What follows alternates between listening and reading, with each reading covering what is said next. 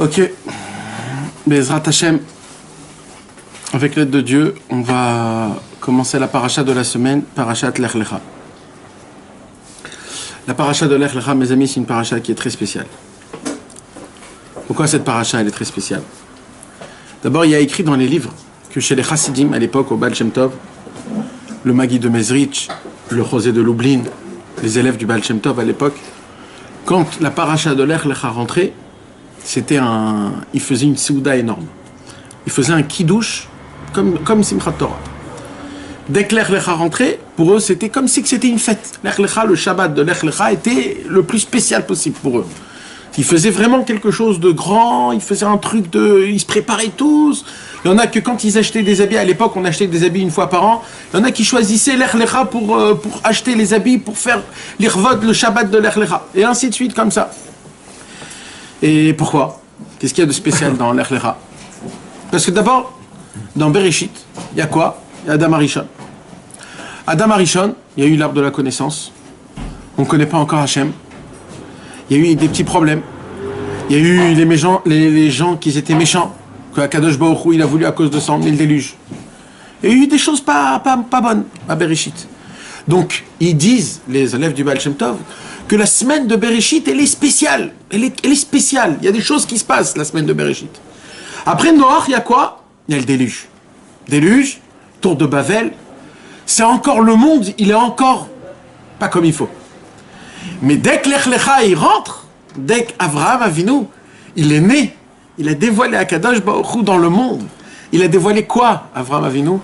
Il a dévoilé la Emouna.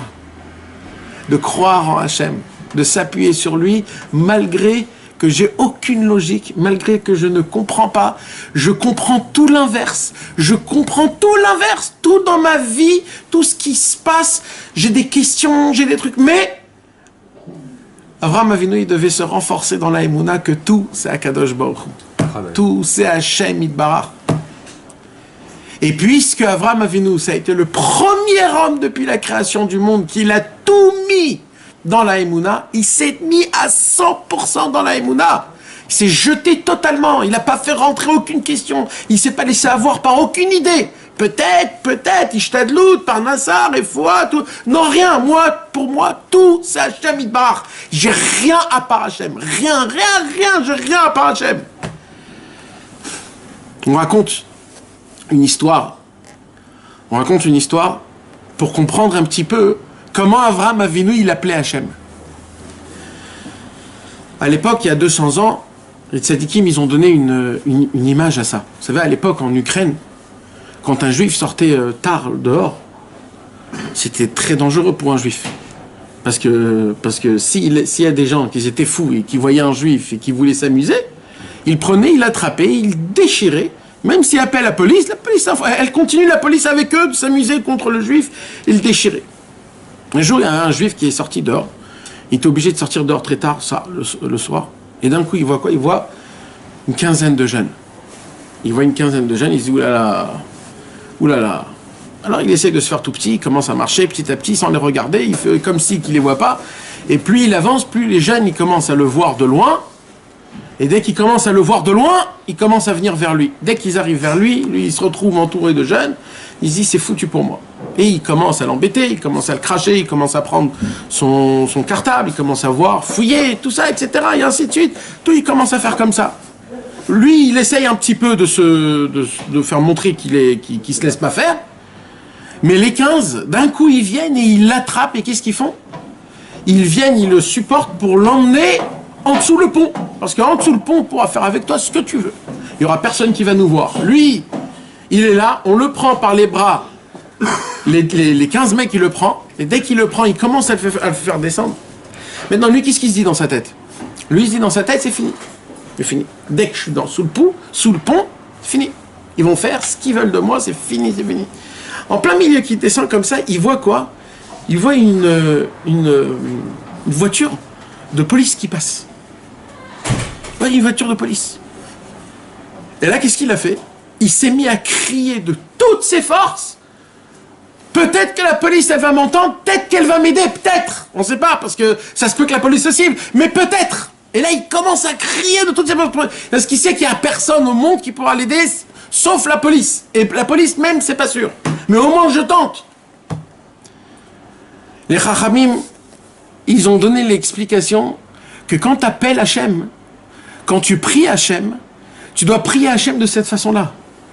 Pas tu pries Hachem parce qu'il faut prier. Tu pries Hachem comme si tu pries, tu vois, il y a une petite voiture de police là qui t'attend, c'est tout ton espoir, c'est tout ton espoir. Tu sais qu'il faut que tu cries de toutes tes forces. Pourquoi? Parce que s'il t'écoute, t'es sauvé. Si tu n'écoutes pas, il n'est pas sauvé. Alors, tout le monde prie Hachem, mais qui prie de cette manière-là qu'il pense que vraiment toute ma vie dépend maintenant de ça? Comme ça, Avraham Avinu, il priait. Et beaucoup plus que ça. Quand Akadosh Baruch Hu, Avraham Avinu, il était là, il était en train de sortir et de chercher où il était Hachem. Vous savez, Avraham Avinu, il est né dans une grotte. Pourquoi il est né dans une grotte? Parce que avant que Avraham Avinu il naisse, on voulait déjà le tuer. Avant qu'il naisse, on voulait le tuer, Avraham Avinu. Pourquoi? Parce qu'à l'époque, le roi du monde, c'était qui? C'était Nimrod. Nimrod, c'était le roi du monde. Et Nimrod avait vu dans les étoiles qu'une Neshama va descendre, un enfant va descendre, que cette Neshama, cet homme-là, il va retourner tout son royaume et il va le faire descendre de son royaume. Nimrod, il a fait ses calculs et il a vu plus ou moins c'est quand qu'il doit naître. Et il a dit que tous les enfants, hommes et femmes, c'est-à-dire garçons et filles, vous les tuez tous. Tous, vous les tuez. Dans cette période-là, vous les tuez tous. Pourquoi? Parce que c'est un de ceux-là qui vont peut-être naître. Mais qu'est-ce qui se passe? La maman de Avraham Avinu.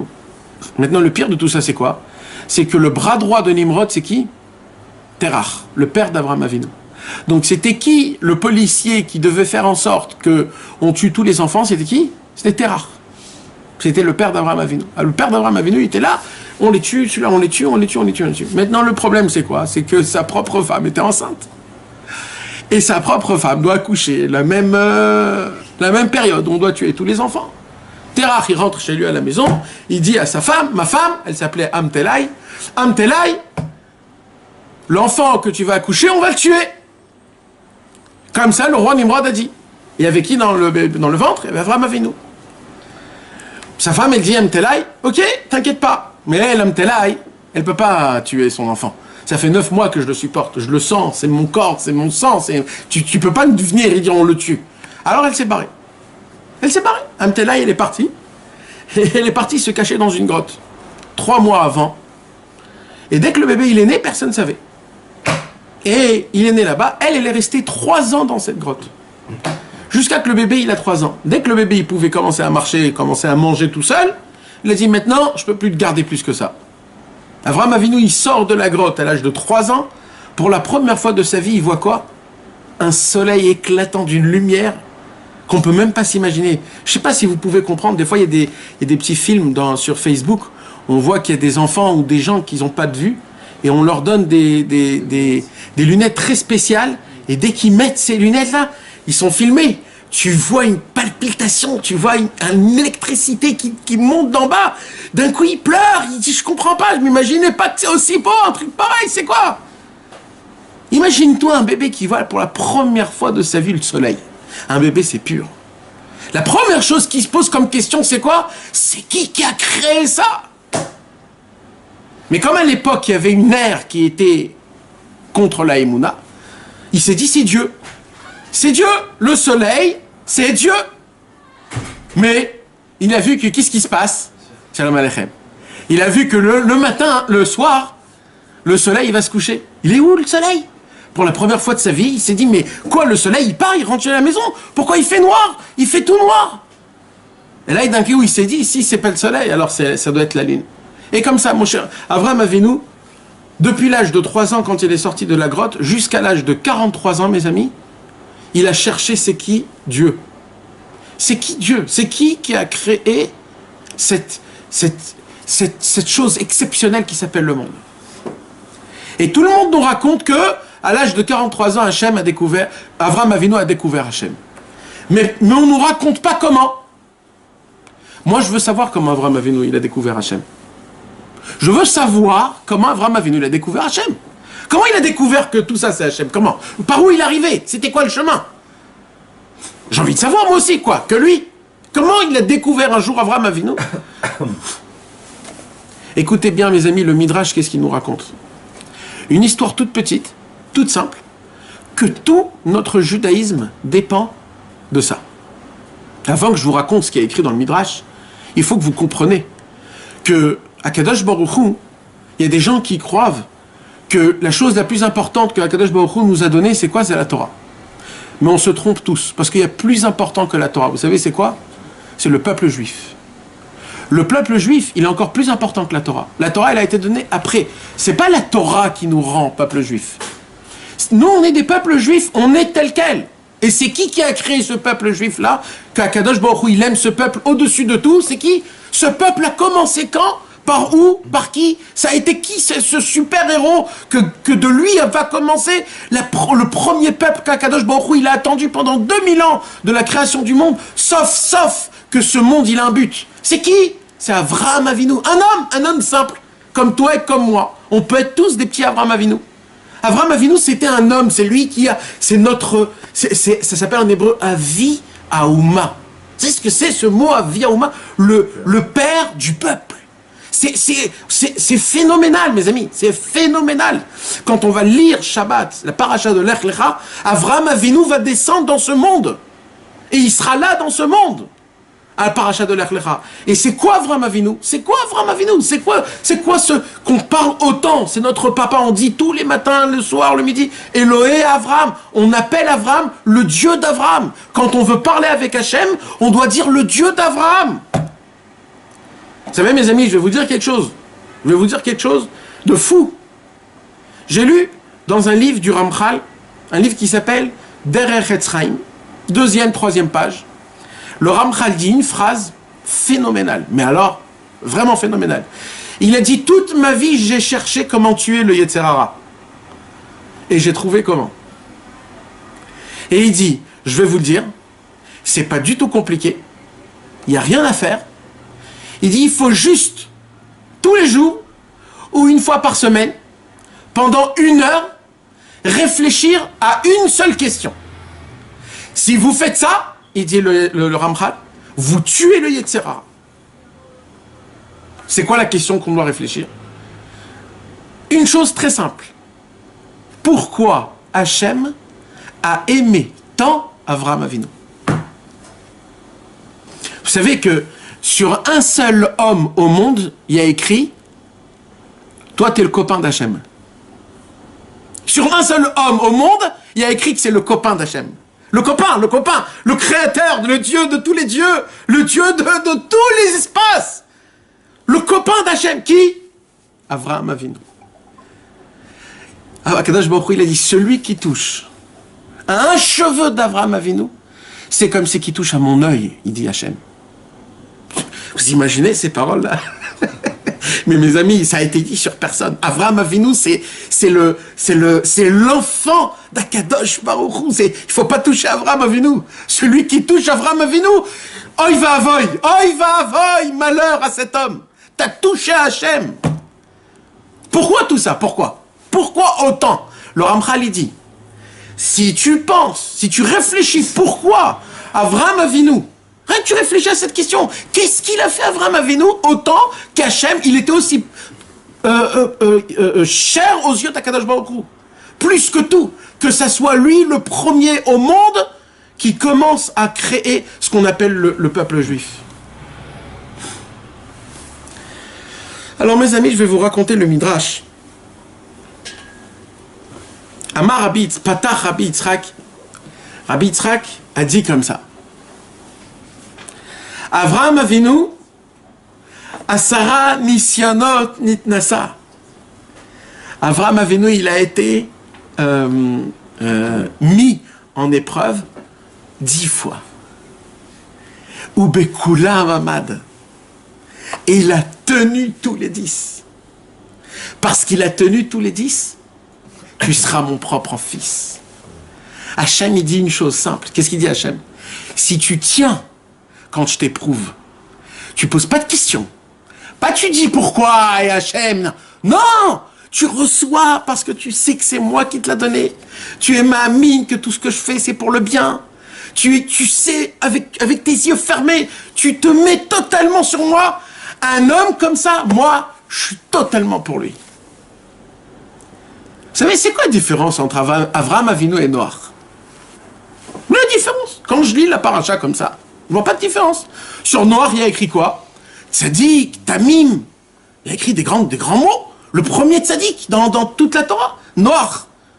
Et Avraham Avinu, aussi, on voit que c'est un Tzadik. C'est quoi la différence entre Noach et Avraham Avinu? Le dialogue. Quel dialogue? Qu'ils ont. Alors, écoute bien la différence de Noach et de Avraham Avinu. Noach, Bémet, c'était un tzaddik. Tamim, c'est quoi Tamim? Parfait. Parfait, il était parfait. C'est pour lui. Parfait. Mais attends, alors quoi? Mais lui, il restait dans le cadre. C'est-à-dire quoi? Tout alpi nature, tout d'après la nature. Ça veut dire, je dois avoir de la parnassa, il faut que j'aille, il faut que je travaille un petit peu. J'ai la émouna qu'Hachem il me donne ma parnassa, et il allait aussi étudier la Torah. Quand des fois il était malade, tout de suite il arrêtait d'étudier la Torah.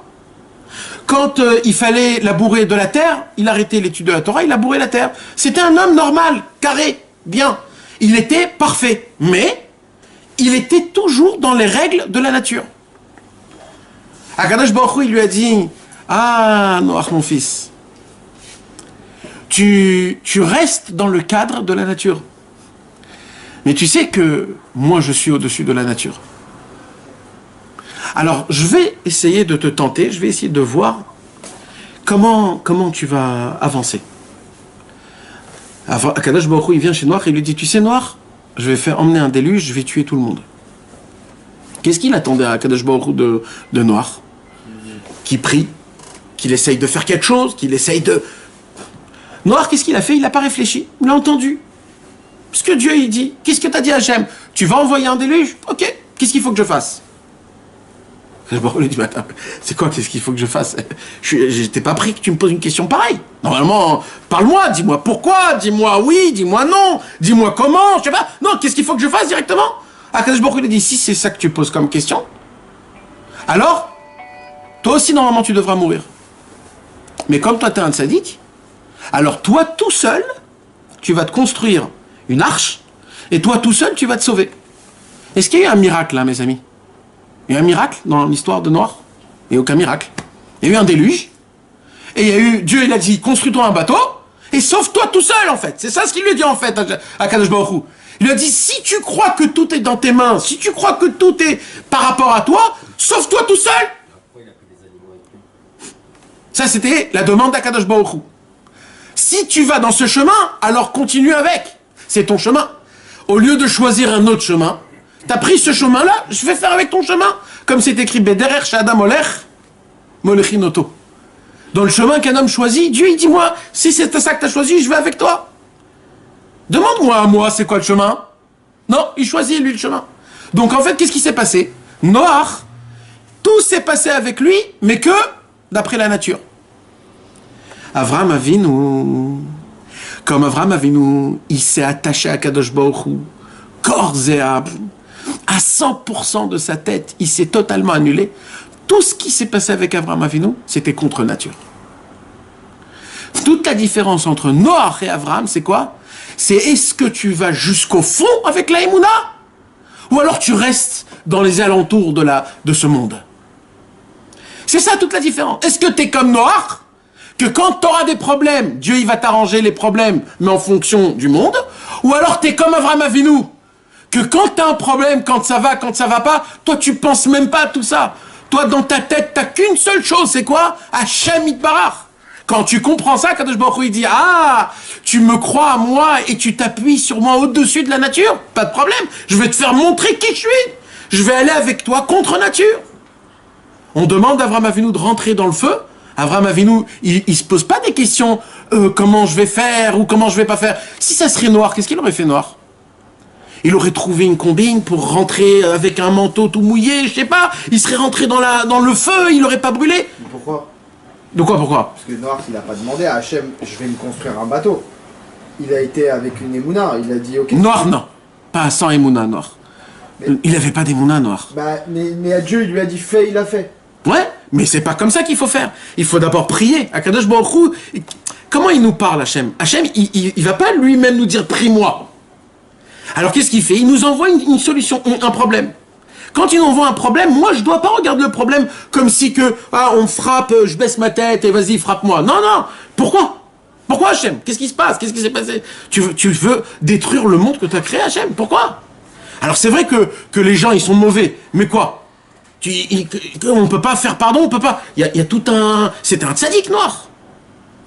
Et non, eh ben ça s'est pas passé comme ça. Par contre, Avraham Avinu, tu vois qu'avec Sodome et Gomorre, il a Hachem, Akadosh Baruch Hu, il lui a dit je vais brûler tout Sodome et Gomorre. Et qu'est-ce qu'il a fait Avraham Avinu? Non, peut-être 50, peut-être 40, peut-être 30. Il s'est battu. Il a dit à Hachem non. Donc il y a eu un travail. Pourquoi? Parce que Avraham Avinu, il avait la Emouna Behemet. Tu sais ce qu'on raconte? On raconte quelque chose de très très fort. On raconte que quand Akadosh Baruch Hu, il a promis à Avraham Avinu qu'il aura des enfants comme les étoiles qu'il y a dans le ciel, qu'est-ce qu'il y a écrit dans la Torah? Il y a écrit dans la Torah, Akadosh Baruch Hu, il dit à Avraham Avinu, sors de chez toi, compte les étoiles. Vous savez qu'est-ce qu'ils disent les élèves du Baal Shem Tov? Ils disent les élèves du Baal Shem Tov, Avraham Avinu, il est sorti dehors, il a commencé à compter les étoiles. Et jusqu'à qu'il arrivait à un moment où il a dit à Hachem, je ne peux pas compter. Ah, tu peux plus compter? Alors comme ça sera tes enfants. Comme ça, ils disent du Baal Shem Tov. Qu'est-ce qu'ils disent du Baal Shem Tov? Ils disent, mais quoi, Avraham Avinu, il ne savait pas que c'est incontable, les étoiles. Tu ne peux pas compter les étoiles. Il y en a tellement, tu ne peux pas compter. Pourquoi Avraham Avinu a commencé à les compter? Il aurait pu juste voir toutes les étoiles, il aurait dit, ouais, qu'est-ce que tu veux, Hachem? Et là, Hachem, il aurait dit, en fonction de les étoiles, comme ça seront tes enfants. Non. Pourquoi? Qu'est-ce qu'il a fait? Il est sorti dehors, il a commencé à compter les étoiles. 1, 2, 3, 4, 5, 6, 7... Jusqu'à qu'il a vu qu'il s'est embrouillé. Là, il a dit Hachem, il y en a trop. Il y en a trop, comme ça, ils seront les enfants. Qu'est-ce qu'ils disent, le Baal Shem Tov? Ça veut dire, qu'est-ce qui s'est passé là? Il dit, le Baal Shem Tov, en vérité, Avraham Avinu, Akadosh Baruch Hu, il lui a dit, je vais t'apprendre comment il faut avoir la Emouna. Quand je te dis quelque chose, ne va pas dans ta tête chercher comment ça fonctionne. Tu sors dehors, je te dis de compter les étoiles, tu sors et tu comptes les étoiles. Même si tu sais que tu ne pourras pas les terminer. Parce que c'est pas pour savoir le compte de combien il y a des étoiles. C'est juste parce que je t'ai demandé. La Emouna, c'est quoi? C'est d'appliquer les choses de manière de savoir c'était quoi la volonté d'Akadosh Baruch Hu et d'appliquer tel quel comme c'est. Je reviens dans le Midrash, mes amis, écoutez bien. Le Midrash nous raconte comment, c'est quoi qui a fait l'effet qu'Avraham Avinu il s'est rapproché d'Hachem, qu'il a découvert Akadosh Baruch Hu.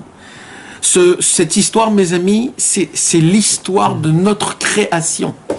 C'est aujourd'hui, si on est ce qu'on est, si on a fait ce qu'on a fait, si on est attaché à un Dieu éternel, et si tout ce qu'il y a aujourd'hui de nous, il s'est passé dans une histoire, mes amis. Imaginez-vous si cette histoire elle ne serait pas passée, où on serait perdu, je ne sais pas où. Un jour, Avraham Avinu marche. Il marche comme ça, dans un terrain très grand.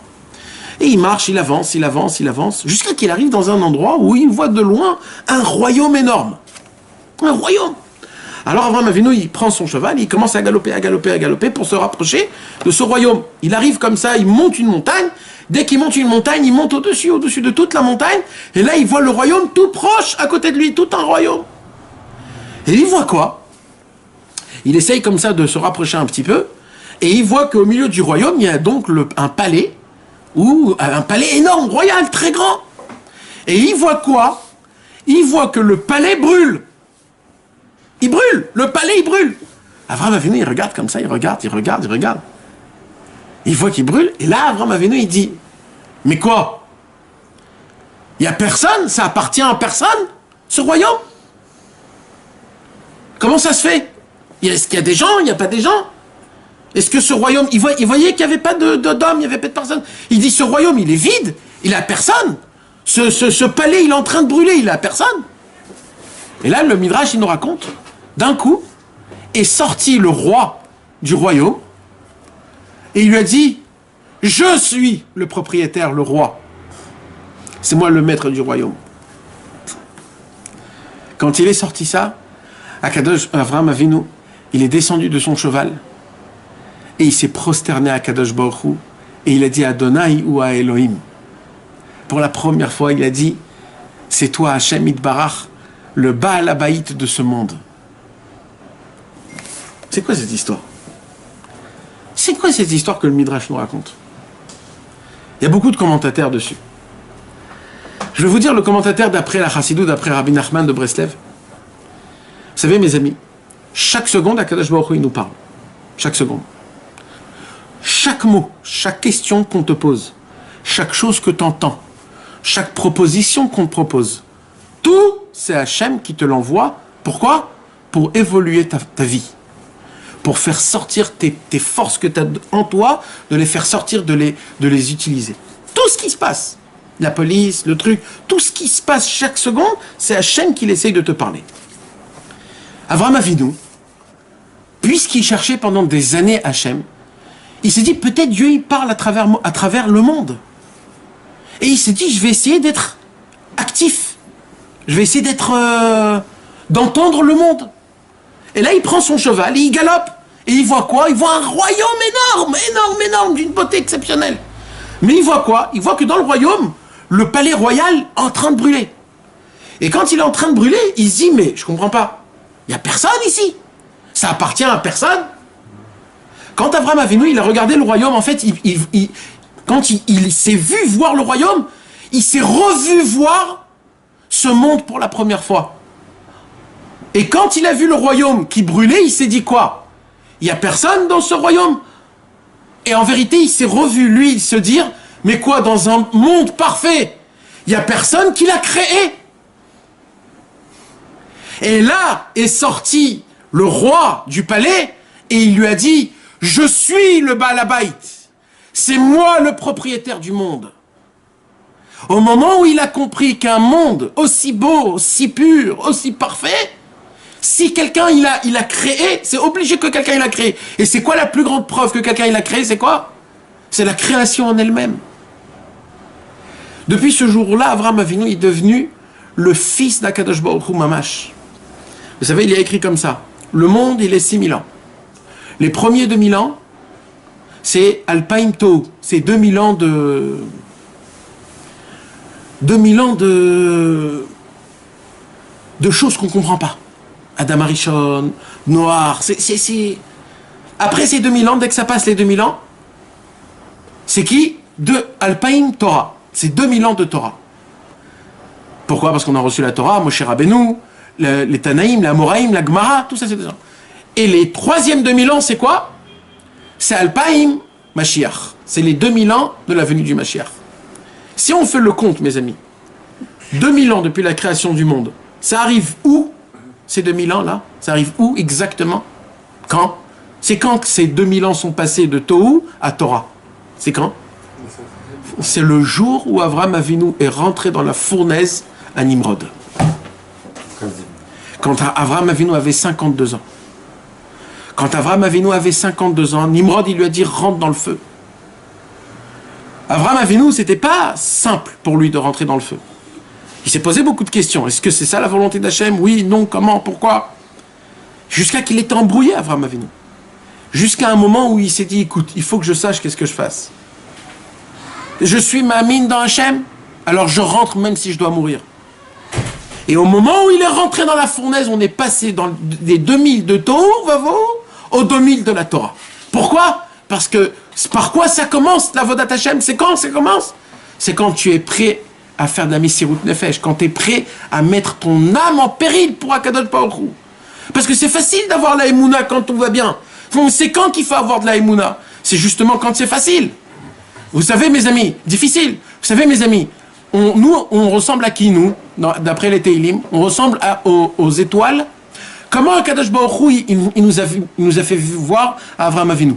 Il a dit, sors dehors, vois les étoiles. C'est ça qu'il lui a dit.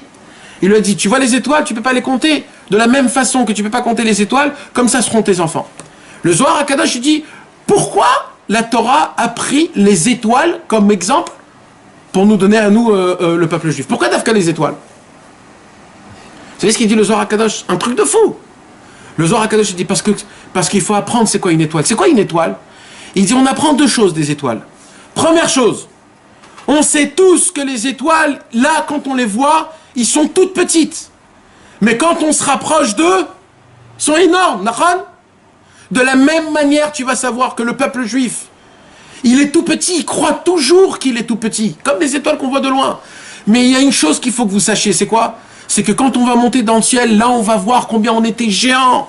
Là on va voir combien un seul amen que tu réponds, ça fait des tremblements dans le ciel. Quand une fois un homme il dit amen, Yeshem Rabat, tu vas voir comment t'es énorme. Ici dans ce monde-ci tu peux pas voir. C'est la première chose qu'Akadosh Baruch Hu a fait montrer à Avraham Avinu. Deuxième chose c'est quoi? C'est quand il sort les étoiles? La nuit. Mes frères, vous savez c'est quand qu'on brille. C'est quand il fait nuit dans notre vie. C'est quand c'est difficile. C'est quand c'est dur. C'est quand t'arrives pas. Là, tu brilles comme une étoile, mon frère. Quand le ciel est là, quand le ciel est bleu, quand tout va bien, on te voit pas. C'est pas là que tu brilles. Tu brilles quand? Là où il fait le plus noir. C'est là où, mamache, on voit combien t'es beau et combien t'es grand. C'est ça qu'il lui a dit à Kadosh Baruch Hu, Avraham Avinu. Avraham Avinu, il a compris. On voit comment Avraham Avinu encore et encore. La Torah, elle nous dit le pasouk le plus important de toute la Torah dans notre paracha. C'est quoi? Ve'emin ba'Hashem va'yarcheve alot tzedaka. Parce qu'Avraham Avinu a cru en Dieu. Akadosh Baruch Hu, il a pris ça comme si c'était une tzedaka. Vous savez, mes amis, est-ce qu'il y a une possibilité de faire une tzedaka avec Hachem? Vous savez, mes amis, la tzedaka, on est obligé d'en donner à tout le monde, même un goy. Un goy qui te tend la main, t'es pas obligé de donner une tzedaka, mais là, la elle dit, si tu peux donner une petite pièce, tu donnes. Pourquoi? C'est à faire du kiddush Hashem. Si le mec il est drogué, tout ça, c'est... Si c'est que t'es un juif, t'as une Magen David, il va voir que celui qui lui a donné c'est un juif, oui. Mais sinon, il n'y a pas de ignat pour un goy. Maintenant, un juif pas religieux et qui a besoin pour de la drogue, il te demande une tzedaka. Qu'est-ce que vous en pensez, mes amis? On lui donne ou on lui donne pas? On lui donne pas. On lui donne, bien sûr qu'on lui donne. Aucun, tous les juifs du monde, ça fait rien, c'est son problème à lui. Toi, il te demande un juif. Tu l'as aidé. Toi, tu sais pas si c'est, tu sais pas, t'as aucune certitude à 100%. Exactement. T'as aucune certitude à 100% que l'argent que tu vas lui donner, ça sera pour ça. Peut-être il va s'acheter avec ça quelque chose d'autre, une boisson. Un juif. Lui donner à manger ou un truc. Tu peux, si tu veux, tu peux. Oui. Mais quand même, un juif, quand il te tend la main, mon frère, c'est pas, toi, tu dois pas regarder où va aller l'argent. Pourquoi? Quand tu dois voir une seule chose. Ton frère tend la main, laisse tomber. Laisse tomber. Tu tends la main, tiens, mon frère, prends-le. Parce que si ça serait notre frère Béhémet, on n'aurait pas pensé pareil aussi. Donc, un juif qui n'est pas religieux et qui veut même pour des mauvaises choses, tu lui donnes. Maintenant, un juif religieux qui tend la main, mes amis. La tzedaka qu'on lui donne, c'est une tzedaka qui est énorme. Pourquoi? Parce que quand tu vas lui donner la tzedaka, c'est pas juste pour lui. C'est pour la Torah qu'il va étudier, pour sa femme, pour ses enfants qu'il va faire grandir. Donc cette tzedaka, elle se divise. Maintenant, imaginez-vous, pas juste un juif religieux il fait des grandes mitzvot, des gmilut chassadim, il fait de la diffusion pour ça. Alors lui, la tzedaka que tu vas lui donner, elle est encore plus grande. Pourquoi? Parce qu'en fonction de ses actes, tout ce que lui, il va faire, toi, tu vas prendre. Parce que toi, t'as donné. D'accord? Maintenant, imaginez-vous, il y a un tzaddik dans le monde, reconnu par tout le monde. On va prendre un petit exemple. Imaginez-vous, il y a le Baal Shem Tov qui vient dans ce monde. Imaginez-vous le Baal Shem Tov, d'accord? Il est là, et il vient, et il te dit, mon frère, t'aurais pas un petit billet, j'ai vraiment besoin de tzedaka. Imagine-toi, le Baal Shem Tov te demande de la tzedaka. Toi, t'es tellement allumé. Tu sors tout ce que t'as dans tes poches. Tout ce que t'as dans tes poches. Tu lui dis, tiens, tout. Pourquoi? Parce que tu sais que ton argent à toi, maintenant, qui va aller chez le Baal Shem Tov, le Baal Shem Tov est tellement grand, il fait tellement de choses. Tout l'argent que t'as mis, en fait, c'est comme si tu l'as mis dans une... Par intérêt. Oui, t'as raison. Mais moi, c'est juste pour l'exemple, parce que je veux arriver quelque part. Mais c'est aussi un intérêt qui est kadosh. Parce que c'est pour faire tes chouvas, c'est pour... T'as raison. L'humain, il est comme ça. D'accord. L'humain, il pense c'est pas, D'accord. on n'est pas des robots. D'accord. Maintenant, imaginez-vous pas le Baal Shem Tov. Imaginez-vous maintenant, Moshe Rabbeinu, il descend dans ce monde, il fait ce qu'il fait, et il y a un moment où il a besoin de quelque chose et il n'a pas. Il a besoin. T'imagines quand un tzaddik a besoin... Moi, quand j'ai besoin de quelque chose, je suis naze, je suis rien du tout. Mais un tzaddik, quand il a besoin de quelque chose, c'est pas qu'il a besoin de quelque chose, c'est tous les mondes dans le ciel qui ont besoin, le même besoin. Imaginez-vous, le Baal Shem Tov, il a besoin de quelque chose, il lui manque de l'argent. Et toi, t'es juste à côté du Baal Shem Tov. Vous avez besoin de quoi? Et il te dit 100 shekels. Tu dis quoi?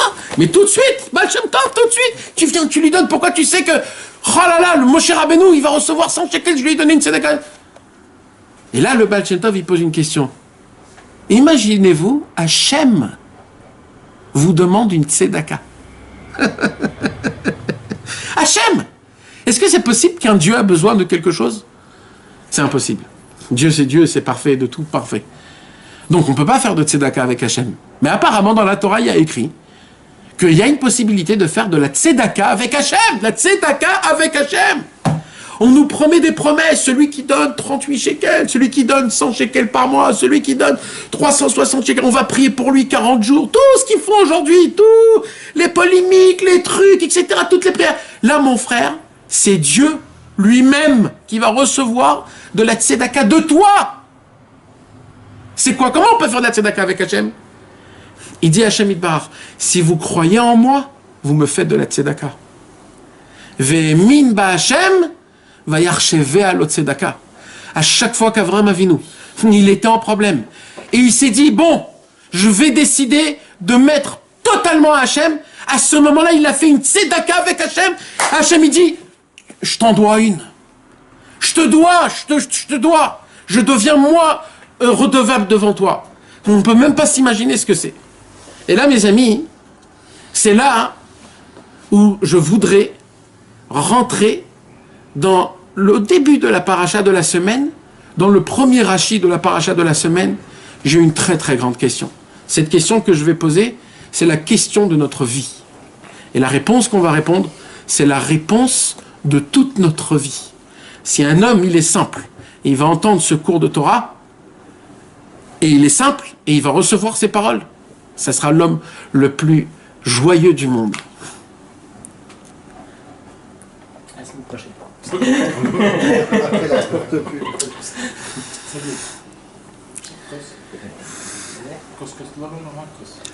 Dans la paracha de la semaine, il y a écrit comme ça. Vayomer Adonai el Avraham, Lech lecha, el artsecha, el haaretz asher areka, Lech lecha, mi bet avicha, ou mi molatecha, ou mi bet avicha, el haaretz asher areka. En français, ça veut dire, Dieu appelle Abraham et il lui dit, sors de chez toi.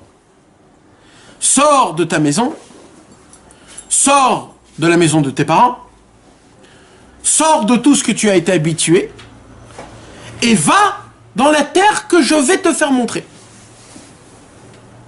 Rashi il dit, j'ai un problème dans la vocation. Il y a écrit, Lech lecha, sors de chez toi. Je sais que quand Hachem il te dit sors de chez toi, ça veut dire de la maison de là où tu habites, de la maison de tes parents. Il n'a pas besoin de rajouter ces mots-là. Pourquoi il rajoute de la maison où tu habites, de la maison de tes parents, vers la terre que je vais te faire montrer? Je sais que quand je te dis Lech lecha, sors de chez toi, ça veut dire de sortir de là où tu habites. Pourquoi Akadosh Baruch Hu, il doit répéter encore et faire? Comme ça, Rashi pose la question. Rashi, il donne la réponse et il dit quoi? Rashi, il dit,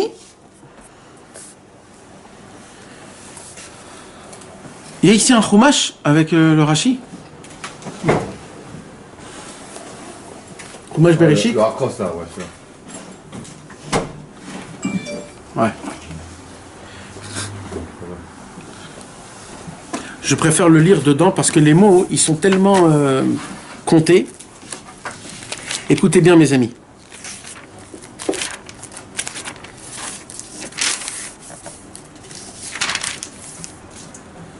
Lech lecha me'artsecha, sors de ta terre, ou mi molattecha, de là où tu es né, ou mi bet avicha, et de la maison de tes parents. Ou el haaretz asher areka, vers la terre que je vais te faire montrer. Rashi tout de suite, qu'est-ce qu'il dit?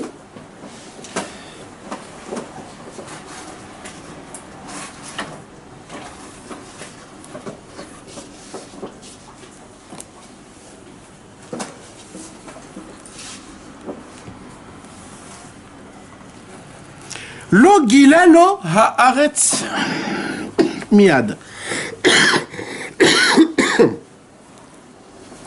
Il lui a pas dévoilé tout de suite vers où il allait. Il aurait pu lui dire, sors de chez toi, va en Eretz Israël. Et il lui a pas dit. Alors, Kedel echabeva be'enav. Pourquoi? Pour que Avram Avinu, quand il lui dit après à la fin, Eretz Israël, ça va être cher pour lui. Pourquoi? Parce que c'est comme si que je veux faire un cadeau à mon fils, et on dit en hébreu, Vanirotse limtoach oto.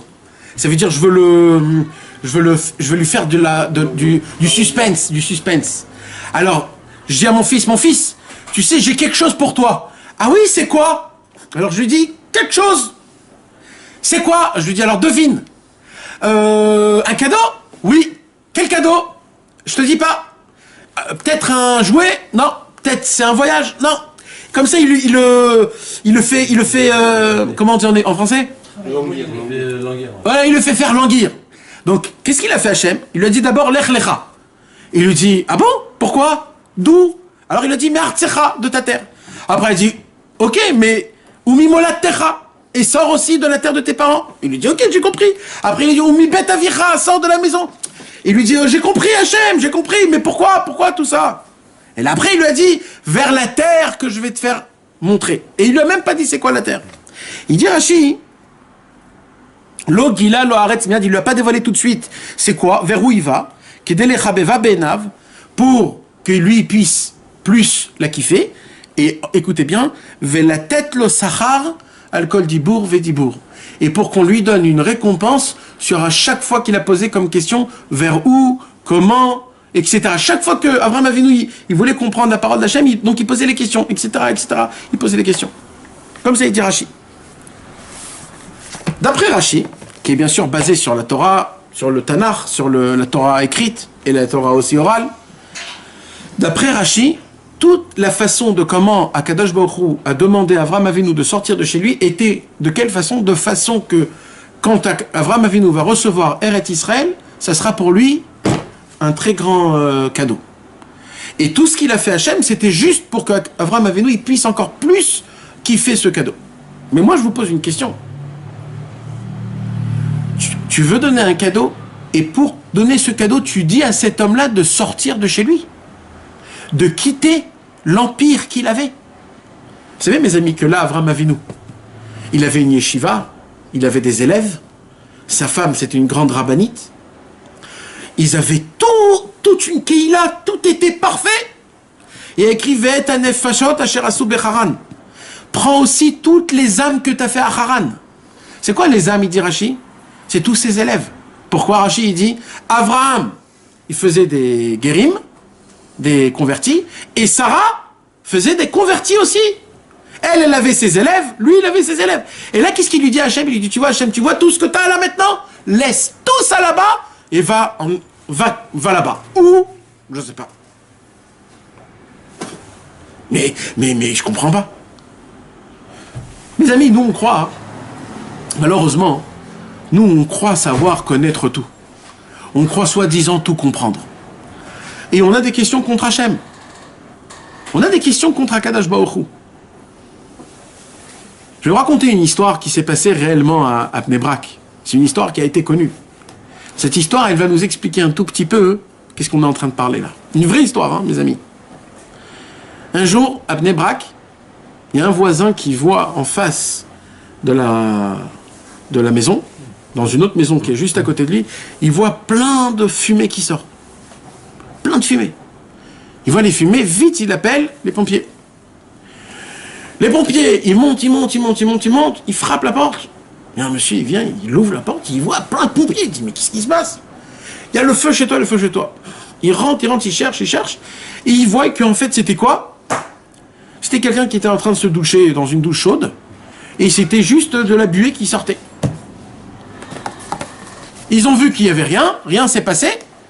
Les pompiers, ils ont fait un papier comme quoi ils doivent payer 800 shekels. Ça coûte 800 shekels. On est venu jusqu'ici, il n'y avait pas de feu à faire, 800 shekels. Il est obligé de passer. Lui, le balabait, il a dit, mais c'est pas moi qui les ai appelés. C'est pas moi qui les ai appelés. Alors il est allé chez le Rav Wosner, à Bnei Brak, et il a mis en din Torah le monsieur qui a appelé les pompiers. Le monsieur qui a appelé... Alors, les deux, ils viennent devant le Beit Din, et il lui dit, mais moi, j'ai appelé les pompiers parce que j'ai vu qu'il y avait un peu de fumée. Je me suis dit tout de suite, il faut appeler les pompiers. L'autre, il dit, mais t'es pas un imbécile. Mais tu vois pas les choses, tu vois pas qu'il y a une différence entre les buées et la fumée. Tu sais pas que ici à Bnei-Brak, il y a des Junkers, et tous les Junkers, ils font de l'eau chaude et ça sort de... Il faut que tu connaisses un petit peu la technologie d'aujourd'hui. Toi, ça se peut que t'habites dans des trucs anciens, où tu n'y as pas chez toi autant d'eau chaude. Mais dans le monde en entier aujourd'hui, c'est hyper normal qu'il sort de la fumée dans une toute petite... On connaît les fenêtres de la 11 douche. C'est pas des fenêtres normales, on sait tous. Il fallait juste réfléchir. Quand Avraham Avinu, il a vu que le royaume brûlait, mes amis. Vous vous rappelez du royaume? Quand il a vu le royaume brûler, il a dit, Avraham Avinu, où il est le Balabaït? Quoi, il n'y a personne? Et là, il y a quelqu'un qui est sorti, il a dit, c'est moi le Balabaït. C'est-à-dire quoi, c'est moi le Balabaït? Moi, j'ai une question dans ça. Quoi? Tu éteins pas le feu du royaume? Normalement, c'est ça qui devrait parler. Le royaume, il brûle. Éteins-le. C'est ça, en fait, la question qu'il a posée. Où est le Balabaït pour éteindre le feu? Et d'un coup, le Midrash nous raconte, le Balabaït, il sort et dit, c'est moi le Balabaït. Alors, éteins le feu! Non, le Midrash ne raconte pas qu'il a éteint le feu, en fait. Ça veut dire quoi? Ça veut dire, nous, on croit tout comprendre. Nous, on croit que quand il y a un feu, il faut l'éteindre. Nous, quand on voit qu'il y a un petit peu de buée, tout de suite, on appelle les pompiers. Pourquoi? Parce qu'on croit tout connaître, tout savoir. C'est à ce moment-là où le roi, il sort. Et il dit, c'est moi le Balabaït, t'as pas compris que je suis en train de tout brûler parce que je veux tout remettre depuis le début. Quand on a des problèmes dans notre vie et on pose des questions, on dit, oh là là, c'est très grave, il faut faire comme ça, il faut faire comme ça. D'un coup, il y a Hachem qui sort et dit, c'est moi le Balabaït. Tu veux faire quoi? C'est moi qui ai tout fait dans le monde. Tu poses des questions, pourquoi lui il est mort, pourquoi lui il s'est passé comme ça, pourquoi lui il est ça. Tu comprends pas que c'est moi le Balabaït, c'est moi. Toi tu comprends rien, tu connais pas la technologie. Moi j'ai ma propre technologie de ce monde-ci. Je sais comment je l'ai créé ce monde. Je suis le Balabaït, c'est moi Hachem Yitbarach. Quand Akadosh Baruch Hu demande à Avraham Avinu de sortir de chez lui, mes amis, Avraham Avinu il avait une très grande question, c'était quoi? Qu'est-ce que je fais avec tout ce que j'ai fait? Toute ma vie. Avraham Avinu, il avait 75 ans. 75 ans, mes amis, on meurt. À 75 ans, c'est fini. Akadosh Baruch Hu, il lui dit, sors de chez toi, 75 ans. J'ai créé un empire, une yeshiva, des écoles, des élèves. Tout ça, je vais laisser. Normalement, Avraham Avinu, il aurait dû douter. Il aurait dû poser des questions. Il aurait dû se dire plein de choses. Mais qu'est-ce qu'il a fait, Avraham Avinu? Pour la première fois de sa vie, quand il a compris que Hachem, c'est lui le Balabaït, c'est moi le patron, Akadosh Baruch Hu, il me dit ça, eh ben je le fais. Qu'est-ce qu'il a fait? Il a pris toutes ses affaires et il s'est barré. Il est parti. Où? Les gens lui ont posé la question, mais où tu vas? Et il dit, mais je sais pas, Hachem il m'a dit de partir. Mais t'es malade. Mais où tu pars? T'as une maison, t'as une femme, où tu pars? Je sais pas, Hachem il m'a dit. Et les gens, ils ont été affolés. Ils ont entendu pour la première fois jusqu'à où il faut avoir la émouna, jusqu'à devenir fou, où les gens lui ont dit, mais tu lâches tout, tu laisses tout, mais c'est pas normal, c'est pas comme il faut. Avraham Avinu a dit, Hachem il m'a dit. Mais Avraham Avinu dans son cœur, qu'est-ce qu'il voyait? Il voyait qu'en fait il a tout il faut toute sa vie. Tout il faut toute sa vie. Maintenant le pire de ça c'est quoi? C'est que quand il arrive en Eretz Israël, il se passe quoi? Il y a la famine. Il y a la famine. Hachem, il me dit de rentrer dans une terre où il y a de la famine. Mais alors il y a un problème là. Il y a un problème. Peut-être j'ai mal fait ce que Dieu a voulu. Peut-être j'ai pas compris. Peut-être ça fonctionne pas. Peut-être j'ai mal compris Akadosh Baruch Hu. Qu'est-ce qu'il fait Avraham Avinu? Il redescend en Égypte. Il redescend en Égypte, on lui prend sa femme. Il dit, mais il y a un problème. Là où je vais, on me met des bâtons. Et il dit, mais c'est pas possible. Qu'est-ce que vous en pensez, vous, mes amis? Il a suivi un peu la nature quand il a fait ça. Il était obligé de descendre. Attends, on va parler de ça aussi. Qu'est-ce que vous en pensez, mes amis? Un homme que chaque pas qu'il fait pour se rapprocher d'Akadosh Baruch Hu, on lui met des bâtons dans les roues. Là où il va, là où il fait. Alors, ce soir, mes amis, je voudrais essayer d'expliquer ce Rashi, d'expliquer tout ce qu'on a parlé et de dévoiler un secret énorme que Rabbi Nachman l'a dévoilé dans la Torah numéro 31.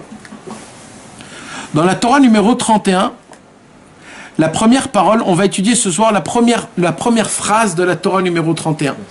Et ce soir, mes amis, on va parler d'un secret comme il n'y a jamais eu au monde. Mamash. Un vrai secret qui peut rendre joyeux le monde en entier, mes amis. Écoutez bien. Vous savez, Akadosh Baruch Hu, il a fait en sorte, il nous a donné une nature, Akadosh Baruch Hu, de vouloir être toujours top. Hachem nous a donné cette qualité-là. On veut être important, on veut réussir. C'est Hachem qui nous a donné. C'est bien, c'est une qualité qui est bonne. On veut réussir dans ce monde, et on veut réussir aussi dans la Vodat Hachem. Même nous, on veut. On n'arrive pas. Mais on veut tous être des bons juifs. On veut tous être bien partout. On a cette volonté-là. Mais le problème, c'est que dans cette volonté-là, il y a un hic. Il y a un problème. C'est quoi? C'est que si tu n'atteins pas le sommet que tu as choisi, alors qu'est-ce qui se passe? Tu es désespéré. Ça veut dire quoi? Moi, je veux être un bon gars dans ma parnassa. Alors ici, le monsieur, pour que je puisse être une bonne personne dans ma parnassa, il faut que je gagne 10 000 shekels par mois. Moi, il va au travail, il fait tout ce qu'il peut. Avec tout ce qu'il a pu faire, il a gagné 7 000 shekels. Il arrive à 7 000 shekels. Qu'est-ce qui se passe à la fin du mois? Il est content? Il n'est pas content? Il n'est pas content. Pourquoi? Parce qu'il s'est mis un plafond de 10 000. Maintenant qu'il a atteint que 7 000, alors il est triste parce qu'il n'a pas encore ses 3 000. D'accord ou pas? Pareil pour les contrôles, un diplôme. Le monsieur, il va, il apprend 5 ans, 6 ans un travail. Tout ça pourquoi? Pour qu'à la fin, il puisse recevoir son diplôme. Il arrive, il se bat, il fait le contrôle, et à la fin du contrôle, il ne reçoit pas de diplôme. Qu'est-ce qui se passe, mes amis? Il est mécontent. Pourquoi? Parce qu'il n'a pas réussi le niveau qui s'est mis dans sa tête. D'accord? Moi, je veux me renforcer dans le judaïsme. Alors, je voudrais, Bezrat Hashem, faire au moins la prière de Shacharit comme il faut, avec Havana, mot, tôt le matin. Je me organise pour prier une belle prière de Shacharit. Ça commence bien en me levant à 10 heures. Je vais à la synagogue de 10 heures, ils sont déjà à la moitié de la prière, je mets mes téphilines à moitié endormis, et je prie une prière en avalant les mots. À la fin de ma prière, comment je me sens? Je me sens dégoûté. Je me sens que j'ai perdu une guerre. Je me sens que malheureusement, j'ai pas fait ce que Dieu a voulu.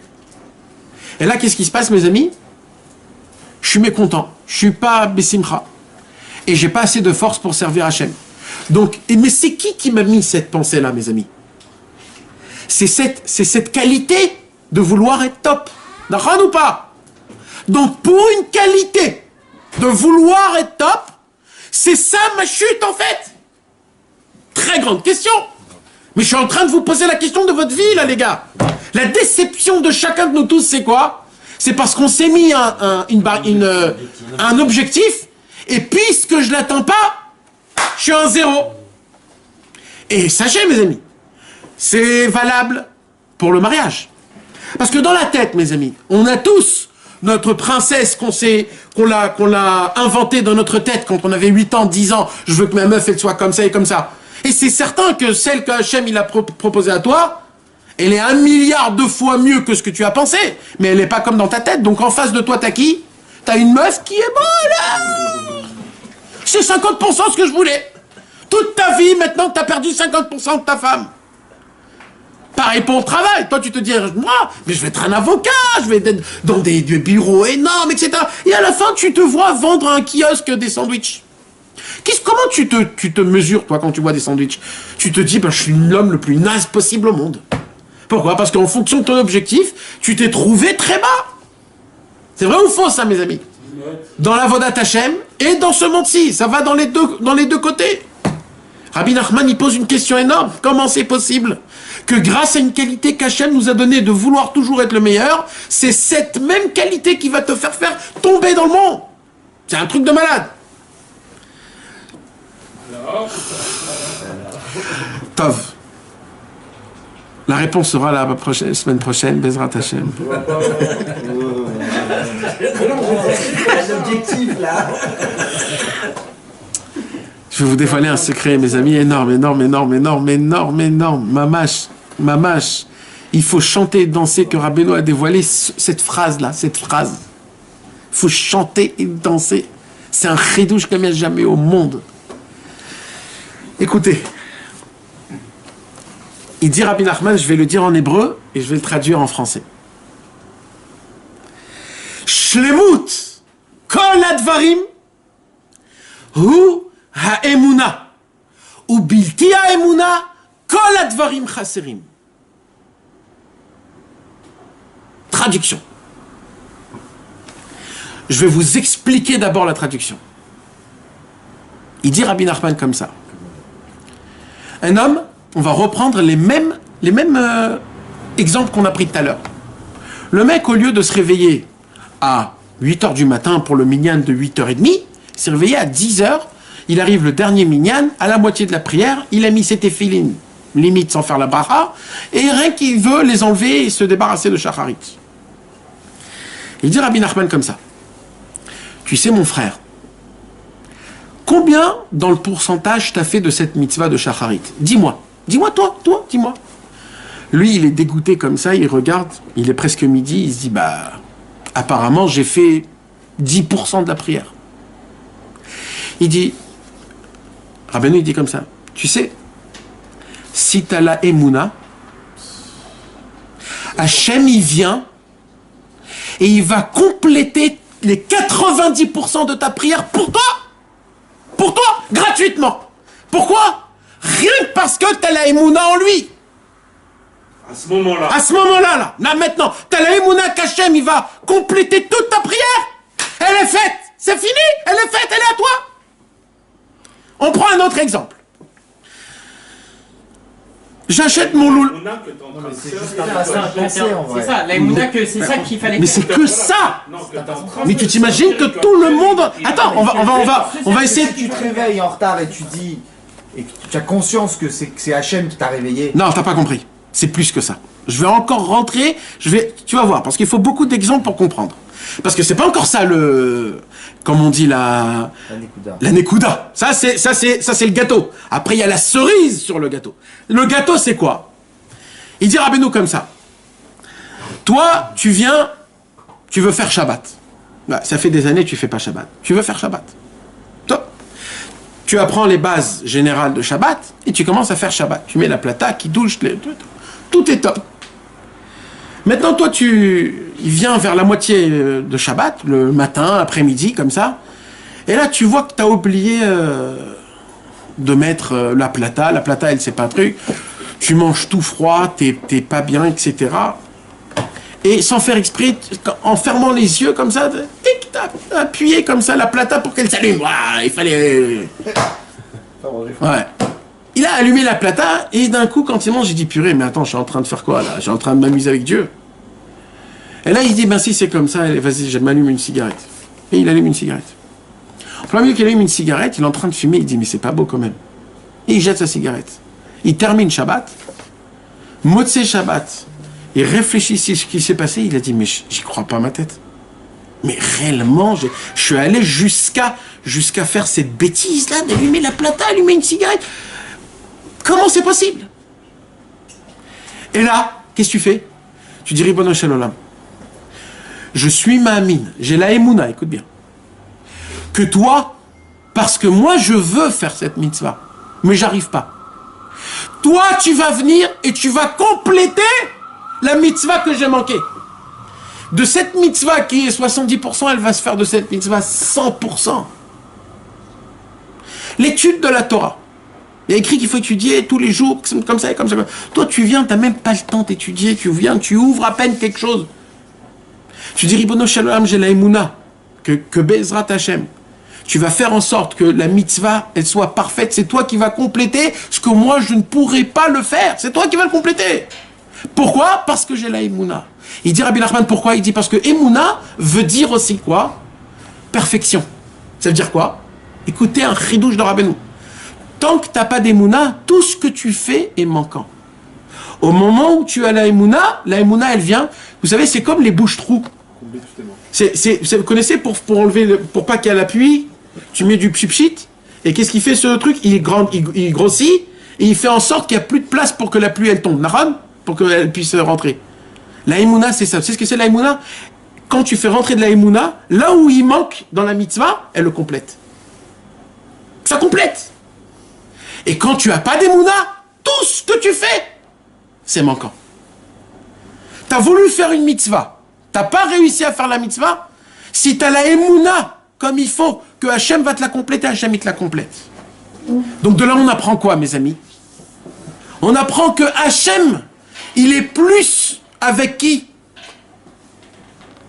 Venez, on prend un tzaddik. Un tzaddik qui vient et il fait la mitzvah de la souka, on va dire, à 90%.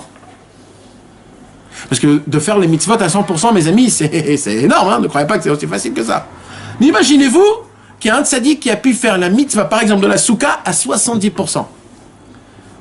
Lui, Hachem, il va lui compléter combien? 30%. Maintenant, il y a un rachat. Il habite, je sais pas où. Il n'a pas fait la souka toute la semaine. Et on lui a dit que c'est important de manger sous la souka. Le dernier jour de la souka, il vient, il voit une petite souka dehors, il rentre dans la souka, il mange un petit truc, et il dit voilà, j'ai fait la mitzvah de souka. Et d'un coup, il se dit oh là là, purée, t'imagines si j'aurais fait la mitzvah de souka? Et là, d'un coup, il dit eh ben, j'ai la Emouna, que Hachem va me compléter. Combien Hachem il lui complote à lui? 90%. Donc, elle est laquelle la mitzvah meilleure? Celle où l'être humain il a fait à 90% et 10% Hachem, ou celle que Hachem il a fait à 90% et 10% toi? Tu l'as. Hein? Tu l'as fait pour qui?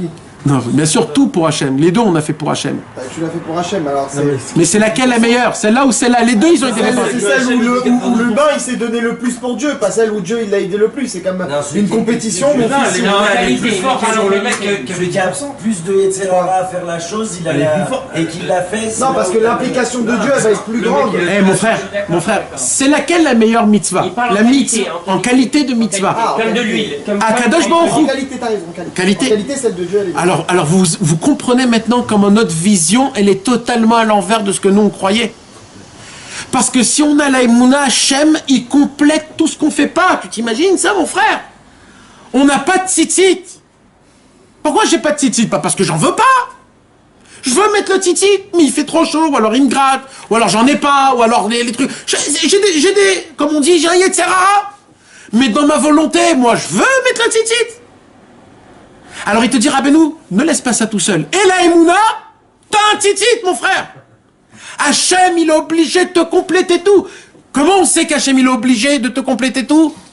Écoutez le pasouk exceptionnel. Écoutez, c'est un chidouche énorme. Il y a écrit dans les Télim, Imrat Hachem Tzrufa, Magenu l'école Achosimbach. Imrat Hachem Tzrufa, c'est quoi Imra? Veut dire une parole. Omer. D'accord? Imrat Hachem, il y a une parole de Dieu, Tzrufa. C'est quoi Tzrufa? C'est comme du béton armé. Ça peut pas bouger, c'est du béton armé. Il y a une parole que Hachem il a dit, que cette parole à mon frère, c'est de la bombe atomique. C'est quoi? Magenu l'école Achosimbach. Dieu, c'est un bouclier pour tous ceux qui viennent s'abriter en lui. Ça, c'est du béton armé. Imrat Hachem Tzrufa. T'as rien? Viens te remettre sous Hachem, Hachem sera ton bouclier. T'as pas fait la mitzvah comme il faut, c'est pas grave, va chez Hachem. On dit à Ribono Shel Olam, complète ma mitzvah. Et Hachem, il complète la mitzvah, obligatoire. Écoutez maintenant, ça c'était le gâteau. Maintenant, il y a la cerise du gâteau. Si, c'est ça. Écoutez comment c'est puissant. Akadosh Baruch Hu, il dit en vérité, moi je vous demande d'appliquer Torah au mitzvot. C'est possible d'appliquer Torah au mitzvot. Mais il y aura un jour où ce sera impossible d'appliquer Torah au mitzvot. Ce sera quand? À la fin de tous les temps. À la fin de tous les temps, ça sera possible d'appliquer Torah au mitzvot, peut-être 1 par million. Peut-être. Alors quoi? Pour qui j'ai donné la Torah à les mitzvot? Il dit, Hachem Yitbarach, il dit, moi je veux que vous attachez à moi à travers ce que vous ne fassiez pas. Qu'on ne fasse pas. Est-ce que vous comprenez ce que je viens de dire? Ne faites pas. Écoutez bien ce que je vais vous dire. Qu'est-ce qu'on a dit tout à l'heure? On a dit tout à l'heure, quand je fais quelque chose et qu'il me manque de cette mitzvah, c'est qui la complète? C'est Akadosh Baruch Hu. Donc qu'est-ce qui se passe? J'ai la conscience. D'abord, la première chose, c'est quoi? C'est déjà d'avoir la conscience que ce que j'applique, c'est pas parfait. Parce qu'il y a des gens qui foutent rien et ils disent, moi je suis très bien. Eux, ils sont dans un problème. Il y a des gens qui font un tout petit peu, et pour eux c'est déjà énorme, eux ils sont dans un problème. C'est de qui qu'on parle là? On parle de quelqu'un qui fait, et qui sait que ce qu'il fait, c'est pas parfait. Un homme comme ça, qui sait que ce qu'il fait, c'est pas parfait, et il dit à Hachem, je t'en supplie, complète ce que je peux pas faire, complète-le. Et là, Kadosh Baruch Hu, il vient, il complète. Et il dit, tu sais, quand je viens et je vais compléter, pourquoi je vais compléter, il dit Hachem? Pourquoi tu crois que je vais venir te compléter? Il dit, tu sais quoi, pourquoi? Il dit, parce que là où je vais compléter ta mitzvah à toi, on va faire toi et moi un personne. On va être associés de cette mitzvah et de cette association, tu pourras encore plus te rapprocher de Dieu. Donc en fait, tu te rapproches de Dieu par quoi? Parce que sur le fait de ce que tu n'as pas fait dans ta mitzvah. Et là, Rabbeinu vient et dit, regarde que maintenant, même ce que tu fais pas, ça te rapproche d'Hachem. Même ce que tu fais pas. Comment? Je répète. Oui. On a dit, c'est quoi qui complète ce que tu fais pas?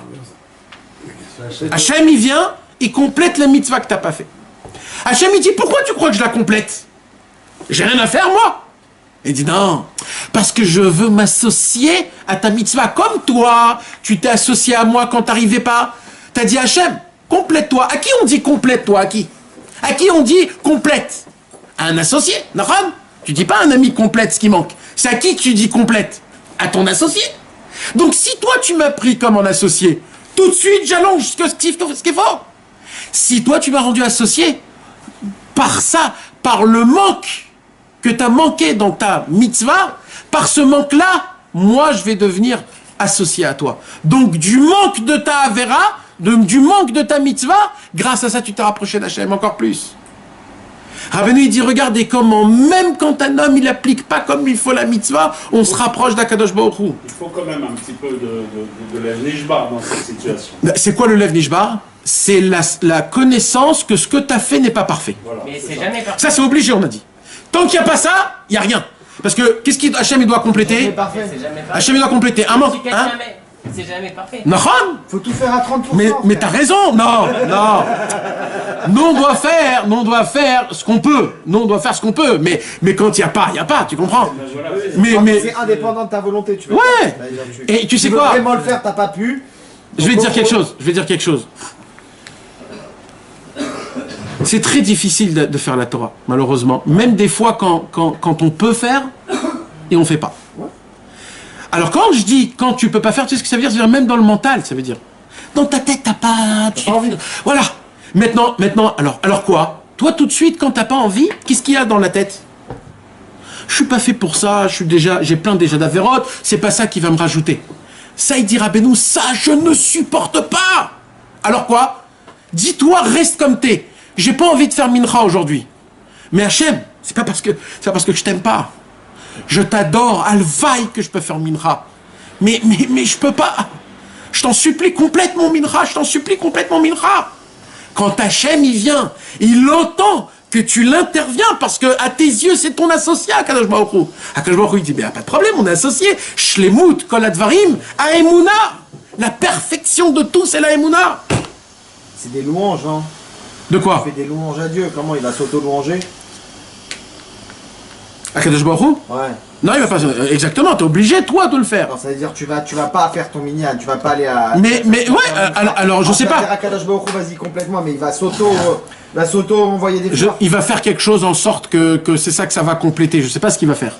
Il va faire dans le ciel. Non, parce que nous, notre fila, c'est ça. Notre fila, on fait des louanges. C'est demandé qu'il nous aide à le faire, le Mikra. Qu'il nous donne la force d'aller les faire, le Mikra, au départ, non? La volonté. La force et la volonté. Ça, c'est sûr que ça doit commencer par ça. Tout doit commencer par ça. Mais ce qu'il faut savoir, une chose, c'est quoi? C'est quoi en vérité de prier à Hachem? C'est pas juste de faire des louanges ou de demander des demandes. C'est juste le fait que toi, tu l'adresses la parole. Si tu adresses la parole à Hachem, ça veut faire montrer qu'il y a un lien que vous avez qui est beaucoup plus fort que normal et que tu as la possibilité de demander à Hachem. Dès que tu as fait ça, c'est déjà quelque chose. Comme toi, dans la mitzvah, tu t'es adressé à Hachem, que lui, il vient compléter, ça c'est la tfila. Ça même, de dire à Hachem, complète ce que j'ai manqué, c'est aussi une prière. De ça, Kadosh Baruch Hu, il l'utilise et il te complète ce qui t'a manqué. Mais vous imaginez le chidouche, mes amis, comment il est grand ce chidouche. Maintenant, on revoit ce qui se passe dans Avraham Avinu. Avraham Avinu, il vient, et qu'est-ce qu'il dit à Kadosh Baruch Hu, il dit quoi, Avraham Avinu? Il lui dit, Avraham Avinu, lech lecha. Lech lecha? Combien de manques il a pour appliquer la demande d'Hachem? Énorme. Il ne sait pas d'où je dois partir. Il ne sait pas vers où il doit partir. Il ne sait pas quand il doit partir. Et il ne sait pas qui doit partir. Nachan ou pas? Il sait pas pourquoi aussi. Et il ne sait pas pourquoi. Pourquoi Hachem lui fait un mystère? On dirait c'est Dallas. Il lui fait Dallas, Hachem, à Avraham Avinu. Pourquoi il lui fait ça? C'est pourquoi il lui fait ça? Plus tu as de manque, plus tu as moi. Il fait souvent ça, Hachem. Pourquoi? Pour que lui soit pour compléter. Ah. C'est pour ça qu'il lui a fait ce jeu. Il lui a dit d'abord lech lecha.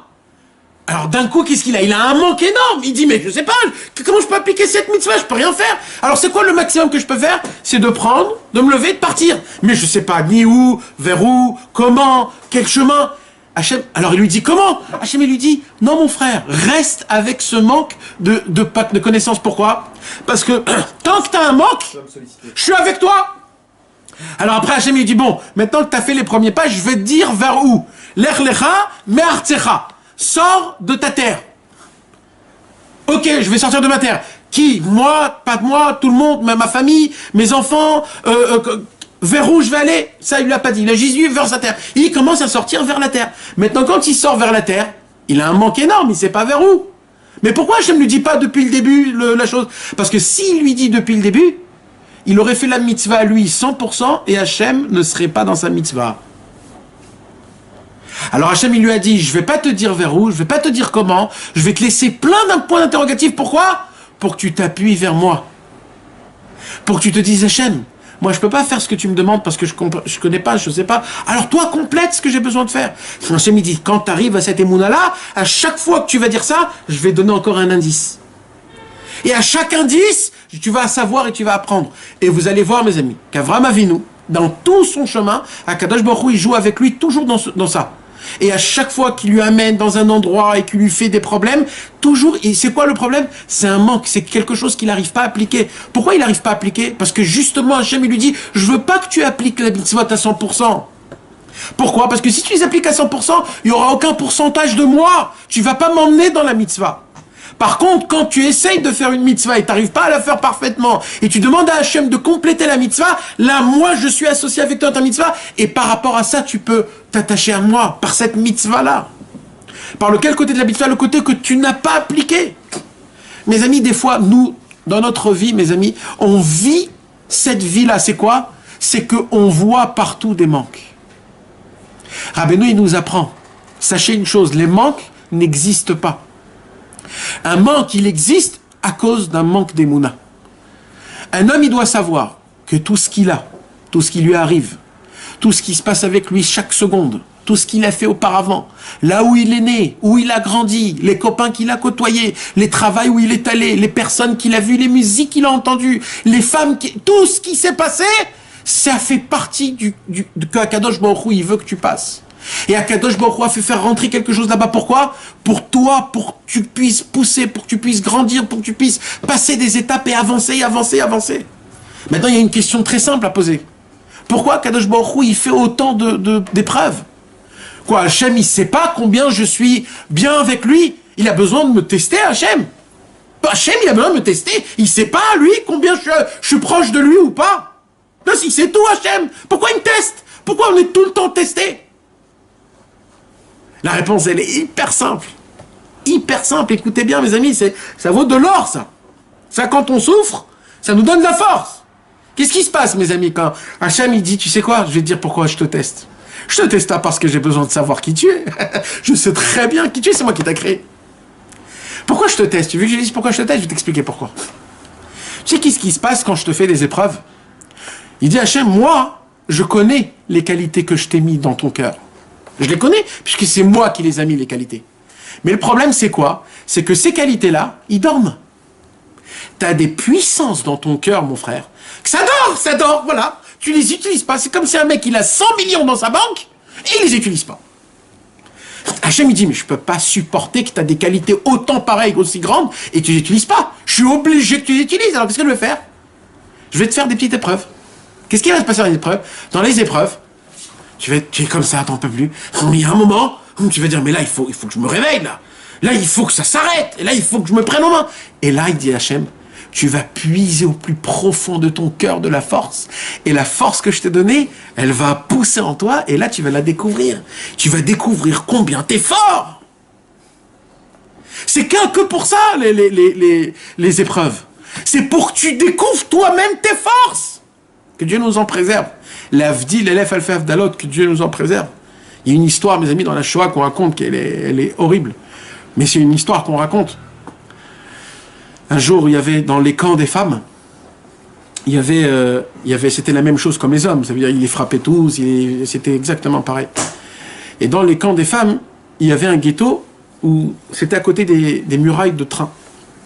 Et ils ont voulu pousser les murailles de train, de les mettre dans un autre côté pour que le ghetto il soit comme il faut.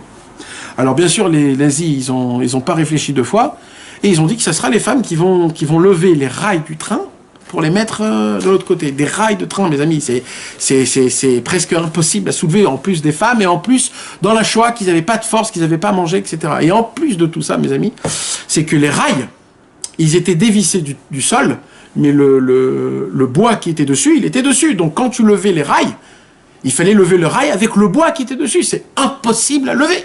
Même si tu es 100 mecs, tu peux pas lever les rails. Et la femme policière, elle est venue, elle a mis 10 femmes à droite, 10 femmes à gauche. Elle a dit, je vais compter jusqu'à 3. À 3, vous allez lever les rails.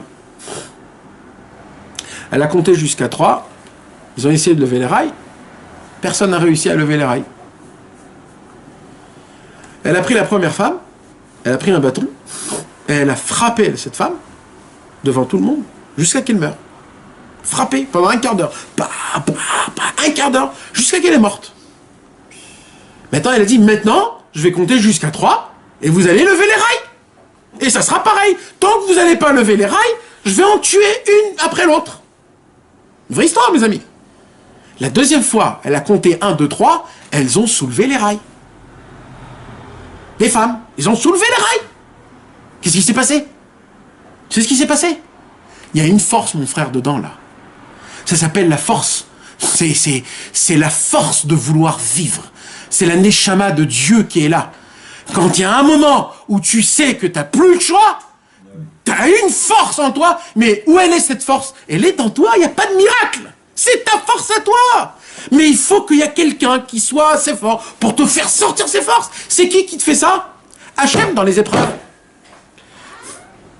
T'as un numéro de téléphone, bonjour, comment ça va? J'ai une mauvaise nouvelle à te raconter. Ah bon, quoi? T'entends une mauvaise nouvelle. Pam, ta journée, t'en peux plus. T'as entendu cette nouvelle, ça t'a cassé toute ta journée. D'aujourd'hui, de demain, va savoir. Comment je vais faire? T'es là, t'essayes de réfléchir, tes copains, peut-être ça. Tu essayes, et là, t'es là, tu sais pas. Tu sais plus quoi faire en tant que normal. Toi, t'es dépassé. Pourquoi? Et là, tu te dis, mais pourquoi Hachem, il est méchant? Pourquoi il me fait faire ça? Imbécile que t'es. C'est moi le patron, rappelez-vous toujours. Il y a le balabait qui dit, Ani balabait, c'est moi le balabait, je sais ce que je fais. Tu crois que je te fais mal? Parce que j'aime quand tu as mal. Ma pitam, t'as en toi des forces que j'ai besoin que tu les sortes parce que toi, tu vaux pas ce que t'es. Tu marches comme si tu étais un petit pion, mais t'es un général, mon frère. Comment t'as pu oublier que t'es un général? Tu marches comme si t'étais un pion, un naze. Limite, t'as honte de toi. Hachem, il dit, je veux que tu sois qui tu es vraiment. Donc, je vais t'envoyer des choses dures. Et toi, comme un patron, tu vas combattre. Et tu vas voir que quand tu vas combattre, tu vas découvrir de nouvelles forces. Et plus que ça, là où tu arriveras pas, qu'est-ce que tu vas faire? Tu vas dire Hachem complète pour moi. Donc dans tous les cas, je suis un tzaddik. Comment? Si j'ai la Emouna. Vous imaginez, mes amis, qu'on peut devenir un tzaddik si on a la Emouna? Tout ce que je ne fais pas, Hachem le fera pour moi. Tout, Hachem va compléter dans le ciel, j'aurai tout parfait comme Moshe Rabbeinu. Pourquoi? Parce que j'avais la Emouna. Vous savez qu'est-ce qu'on dit, mes amis? On dit qu'Avraham Avinu a appliqué toute la Torah. Et on dit que même Avraham Avinu, il a fait même Eruvet Tafshilin. Vous savez ce quoi, Eruvet Tafshilin? Eruvet Tafshilin, c'est que quand, par exemple, il y a Yom Tov et Shabbat, normalement, on n'a pas le droit de cuire de Yom Tov pour Shabbat. Parce que chaque Simcha, elle a sa mitzvah à elle-même. Tu n'as pas le droit de faire quelque chose d'une Simcha à une Simcha. Alors, comment tu fais? Si tu veux cuire de Yom Tov en Shabbat, tu fais un Eruv Tafshilin. Tu fais un Eruv, c'est quoi? Tu prends une petite assiette, tu mets dedans deux plats, et tu fais une bracha comme quoi, grâce à ce plat, je pourrais cuire de Shabbat de Yom Tov en Shabbat. Maintenant, c'est qui a institué ça, Eruv Tafshilin? C'est les Chachamim. C'est les Chachamim. C'est les Chachamim qui ont déduit ça. On dit que Avraham Avinu a appliqué toute la Torah, mais pas que toute la Torah. Même la Torah que les Chachamim, ils ont dit plus tard. Même Eruv Tafshilin, il a appliqué Avraham Avinu. Et là, la question qu'on pose, comment Avraham Avinu savait appliquer toute la Torah, puisque la Torah n'était pas encore donnée. Et même Eruv Tafshilin, ça a été fait quand? Plus tard. Ça a été fait Eruv Tafshilin, ça a été fait 1000 ans plus tard. Alors comment Avraham Avinu, il a pu appliquer tout? Comment il a fait les tefilin? Comment il a tout fait? Comment il a fait? Comment il a acheté? Où il a fait le lulav? Comment il a fait? Comment il a fait Sukkot? Comment il a fait tout ça? Comment? Il y a écrit la Torah. La Torah, elle nous dit, Avraham Avinu a fait toute la Torah. Comment il a fait? Logiquement. Logiquement, personne n'a une réponse à ça. Est-ce qu'il a fait mamash? Il a fait mamash. Non, dans la Torah, ce qu'elle te dit, elle te dit, mais mamash. Alors, par prophétie. Hachem, il lui a... alors si, c'est ça, c'est pas une grandeur. Quand on raconte ça en tant que grandeur. Qu'il a appliqué ça à mamash. Parce qu'il a cherché jusqu'à qu'il a trouvé. La question que je pose, c'est comment? Par quoi il a commencé? Non, quand je dis mamash, ok, il a fait toute la Torah, mais est-ce qu'il a fait toutes les... Comme nous, on croit les mitzvot. Sur ça, la Gemara, elle dit même Eruv Tafshilin. Ça veut dire même un Eruv Tafshilin, qui est de prendre une assiette, de prendre un bout de thon et une matzah, même ça, il a fait. Et la question que je pose, comment logiquement ça s'est fait? Qui est venu, il lui a dit, il faut faire comme ça ou comme ça? En vérité, personne ne répond à ça. Il y en a un seul qui répond à ça. C'est Rabbi Nachman de Breslev. Torah 31, premier paragraphe. Shlemut kol advarim à Emouna. Avraham Avinu, juste, il savait. Eruv Tafshilin, il connaissait tout. Mais il pouvait rien faire. Alors il disait à Hachem, je connais qu'il y a une mitzvah de Tefillin, mais je ne peux pas la faire. Alors fais-la pour moi. Et comme ça, il a appliqué toute la Torah. Toute la Torah, il a appliqué comme ça. C'est pour ça qu'on l'appelle Avraham Moavi. C'est pour ça qu'Hachem, il a dit Avraham, mon amour. Mon amour, Hachem, il a appelé Avraham Avinu. Pourquoi? Parce que tout ce que tu as fait, tu me l'as demandé. C'est moi, en fait, qui a fait toutes tes mitzvot à toi. Il y a meilleur que ça. C'est Hachem qui m'a fait toutes mes mitzvot. C'est pour cela qu'Avraham Avinu, c'est le copain de Dieu. C'est pour ça que c'est son amour. C'est pour ça que c'est le premier du peuple juif. Parce qu'il est allé jusqu'à la fin avec Hachem. J'arrive pas ça, fais-le pour moi, Hachem. Tous les matins, Avraham Avinu, il allait, il se lavait, il s'habillait, il se préparait pour faire quoi? Hachem, il y a une mitzvah de Tefillin, mets-la pour moi, s'il te plaît. J'ai la Emouna, fais-le, je t'en supplie. Et Hachem mettait les Tefillin pour lui. Et là, il disait, Baruch Hachem, j'ai mis les Tefillin. Après le Talit, après le Limud Torah, après l'Arnasat Ochim. Et comme ça, chaque chose qui... Dès que Mincha, il arrivait, Hachem, il faut faire Mincha. Mais je sais pas c'est quoi les mots qu'il faut dire. Tu peux, s'il te plaît, prier pour moi? Hachem, il priait pour lui Mincha. Et ça, comment il l'a su? Parce que ça, c'est toute la Emouna qu'il a découvert de base. C'est lui qui l'a découvert, ça. Ouais. Ok, mais il a eu la Emouna que ça existait. Mais comment il l'a su? Par rapport à cette histoire du royaume qui brûlait. Non, mais Quand il a vu le royaume qui brûlait, qu'est-ce qui s'est passé en vérité? Le royaume qui brûlait, la question est, quand tu vois un royaume brûler, éteins le feu. Ouais. Lui, il n'a pas dit. Il a dit oui. Et il a dit juste où il est, le balabait. Et le balabait, qu'est-ce qu'il a fait? Il est sorti, il a dit quoi? C'est moi le balabait. Mais je comprends pas, c'est quoi cette conversation? Et t'as éteigné le feu? C'est quoi? Vous êtes en train de parler? En vérité, c'est quoi la question? Avraham Avinu, quand on a dit où il est le balabait, ça veut dire quoi? Pourquoi personne éteint le feu du royaume? Parce que dans ta tête à toi, quand tu vois... En fait, oui, c'est un machal, mais ça s'est passé, Béhémet, ça veut dire c'est... Quand tu vois un feu dans ta tête, tu réagis tout de suite que quoi? Qu'il faut l'éteindre le feu. Mais Akadosh Baruch Hu, il a voulu apprendre à Avraham Avinu que même des choses évidentes, c'est Hachem. Même les choses évidentes. Donc, moi, je vais sortir et je vais pas éteindre le feu. Je vais juste dire, c'est moi le patron. Et si c'est moi le patron, sache que tout ce que je fais, c'est moi qui l'a fait. C'est bien. C'est moi qui le fais. Donc, si je suis en train de brûler, ne pose pas de questions, ne rentre pas. C'est moi ici le balabaït, c'est moi le patron. De ça, il a compris que quoi? Que si tu demandes tout à Hachem, tout se perfectionne, tout est bon, tout s'est complété. Et il a juste, mes amis. Non, mais ça veut dire, Bidiouk.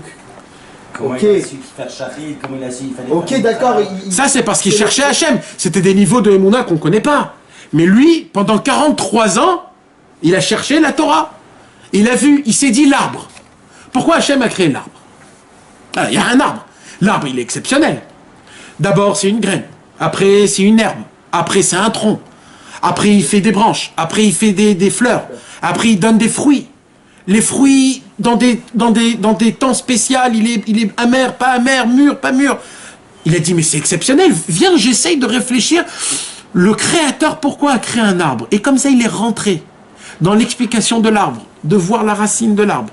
C'est quoi la racine? Comment ça fonctionne? Comment ça marche? Pourquoi c'est une couleur marron? Pourquoi c'est grand? Pourquoi? Et comme ça, il a découvert... La grande force d'Abraham Avinu, c'est qu'il ils ont raison cerveau dans chaque chose. Jusqu'à qu'il a découvert Hachem là-bas. Annulé à la fin, parce que c'est tout le but à la fin. c'est Non, qu'il annule son cerveau. non, il est rentré dans chaque création du monde jusqu'à qu'il a découvert toute la Torah qui appartient à l'arbre. Qu'est-ce qui appartient à l'arbre? Trumot ou Maasrot, Orla, Netarevaï, toute la halachot. Ah, j'ai compris. T'as compris? Après, il a vu l'eau. Il a dit l'eau. L'eau, c'est quoi? L'eau, c'est la purification du monde. C'est la première chose. C'est quelque chose qui n'a pas de goût, qui n'a pas de couleur. Alors apparemment, l'eau, c'est pur. Donc s'il faut se rendre pur, on rentre dans l'eau. Comme ça, il a découvert le mikvé Avraham Avinu. Après, il a vu, comme ça, chaque chose. Chaque chose qu'il voyait, il se disait, il y a une raison que Dieu a créée. C'est quoi la raison? Il faut que je cherche. C'est quoi la volonté qui se cache derrière cette... Quand il a vu la vache, il s'est dit... Il s'est dit, c'est quoi la vache? Il a vu. Et là, il a compris qu'il y a du lait. On peut prendre le lait. Parce qu'à l'époque, on ne buvait pas du lait. Là, d'un coup, il a découvert le lait. Après, il a compris le lait et la viande, la différence entre ça et ça. Après, il a compris. Et comme ça, petit à petit, il découvre. Et comme ça, il a découvert Hachem partout, partout. Et le point de finale, c'était quoi? C'était le royaume qui brûle, que normalement, je dois intervenir et fermer. Et Akadosh Baruch Hu qui dit, je suis le balabaït. Si dans ta vie, tu vas voir des choses que à tes yeux, c'est pas normal, ne crois pas que c'est pas comme ça. Tout c'est Hachem. Quand tu crois que je vais te dire va à droite, va à gauche et ça fonctionne pas, et sache, c'est moi le patron. Je sais ce que je fais. Tout est bon. Juste prie, juste demande-moi, juste mets toutes tes forces en moi. C'est pour cela, mes amis, nous, on a l'habitude de quoi? De se sauver de nos manques. Rabbeinu nous apprend que nos manques, c'est ça notre perfection. Pourquoi? Parce que quand je découvre que j'ai des manques, c'est Hachem qui complète. Donc ma perfection, c'est quoi? Là où j'ai des manques. Ça, c'est le message de l'Ech Lecha. L'Ech Lecha va pour toi. Chaque chose que tu vas faire, c'est pour toi, en fin de compte. Toi, tu crois que c'est pour Hachem, tu crois que tu es obligé. L'Ech Lecha. Même quand je te dis de partir de chez toi, que tu crois que c'est la chose la plus grave, sache que c'est pour toi. Il dit à Hachem, je t'aime, je veux ton bien, je veux que tu réussisses, je veux que tu sois parfait, je veux que tu sois beau, je veux que tu aies une parnassa, je veux que tout soit bien pour toi. Et tout ce que je fais, c'est pour ta propre perfection. C'est pour que tu grandisses, c'est pour que tu sois fort, c'est pour que tu aies de la Emouna. Juste tiens avec moi. Aie confiance en moi, c'est tout. Marche derrière moi. Ne te pose pas de questions si je suis bien ou pas bien. Ne te dis pas, sois toujours derrière moi. Et tu verras que tu vas arriver au plus haut de là où tu dois arriver. Mais si tu crois que tu es encore plus raham, tu veux comprendre, tu veux essayer, tu veux faire ça, tu vas tomber, tu vas pas comprendre ce qui se passe dans ta vie jusqu'à ce que tu vas te poser des questions et ça va être très très grave.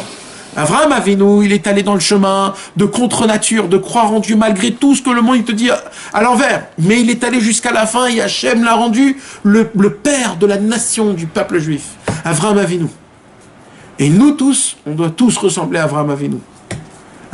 À marcher derrière Hachem avec les yeux fermés en lui disant Ribono Shel Olam, je sais que quand j'ai de la Emouna, tous mes manques, ils sont comblés. Tous mes manques, même si j'ai un manque de Parnassa.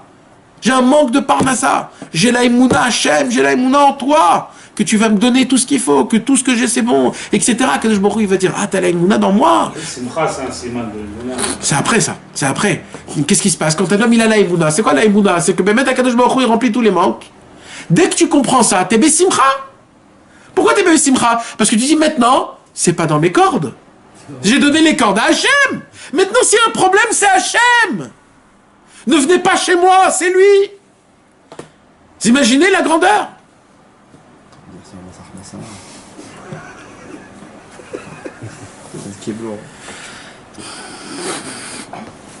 Crois-moi que non. Si on a la Emouna, mon frère, si on a la Emouna, Béhémet. Béhémet, nous on parle parce qu'on croit qu'il y a un petit problème de Arnona, mais Avraham Avinu, on l'a voulu faire rentrer dans le feu, mon frère. Le feu. Vous savez, nous ne croyez pas que c'est des histoires stam, hein. C'est des choses qui se sont passées réellement. C'est ton père à toi, Avraham Avinu. Le sang qu'il avait, Avraham Avinu, tu l'as, cet ADN, tu l'as dans ton sang à toi, mon frère. On l'a tous à nous, cet ADN. On a cet ADN d'Avraham Avinu. C'est une ADN de Messirut Nefesh qu'on peut même pas s'imaginer les forces qu'on a en nous. Il faut juste y croire en eux. Il faut y croire. Il faut dire, Avraham Avinu, je t'en supplie. J'ai tellement appris sur toi. Je veux être comme toi, Avraham. Je veux être comme toi. Avraham Avinu, il va venir, il va t'aider et il va nous rendre comme lui, Bezrat Hashem. Il faut juste y croire. Et tout ce monde, il vaut zéro devant un homme qui a la Emouna, mon frère. Tu peux rentrer dans quel bureau que tu veux, Arnona, Massarnassa, la police, les juges les plus grands. Tu peux aller là où tu veux, mon frère. Quand un homme il vient avec la Emouna fort, la Emouna Béhémet, mais moi j'ai rien, j'ai que Hachem Bar. Et le monde il peut crever, moi j'ai que Hachem Bar. Il y aura personne. Et toi t'es là, tu baisses ta tête. Pas parce que t'as de l'orgueil. Non, je baisse ma tête parce que j'ai de l'humilité devant Hachem. Et Hachem, tout ce qu'il phrase, je suis ma mine, c'est bon pour moi. Tu verras que toutes les portes y s'ouvrent devant toi. Tu vas même pas comprendre comment.